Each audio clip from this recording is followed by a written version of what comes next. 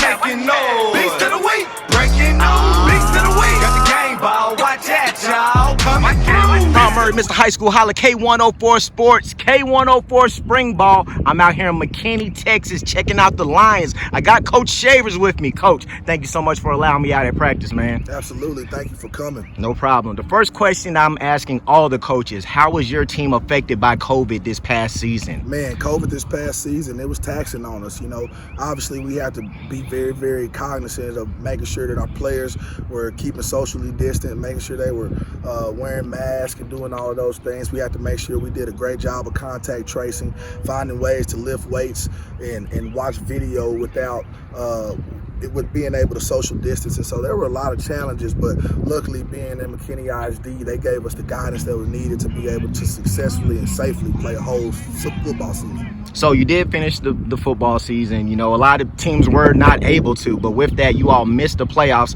Despite missing the playoffs, was it at least a learning year going to the playoffs the year prior? Absolutely. I think not making the playoffs this year was a total underachievement.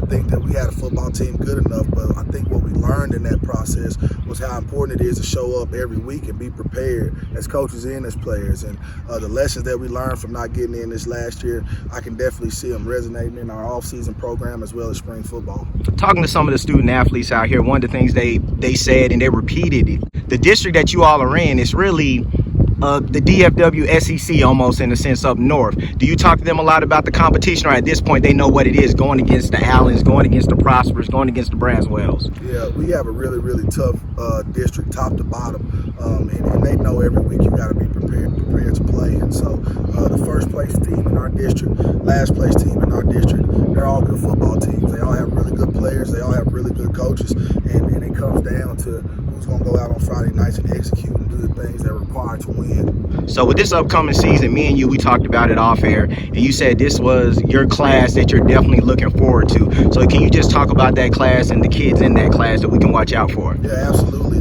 Our current senior class was a group of kids that I met as freshmen.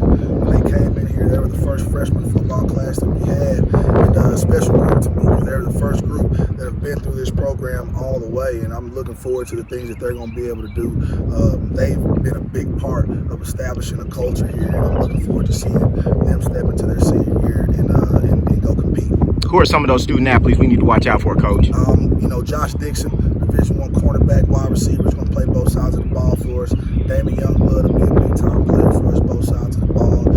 Eli St. Just me, really big-time player for us. Our O-line, Adrian Gallardo, Big Adrian McIntrish, Aiden Vasquez, those guys are really doing a good job. Roman Smith, Brandon Arnold, those guys are all doing a really, really good job for us up front. Running backs, Brian Jackson, Sheldon King are running the football really hard, and defensively, Kay Kelly, Mal Zeeland, those guys are doing a fantastic job of chopping people down at the line of scrimmage. And so I'm excited about a lot of football players on our team.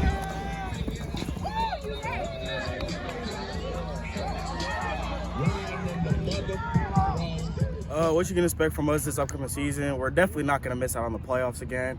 We kind of fell short on that last year.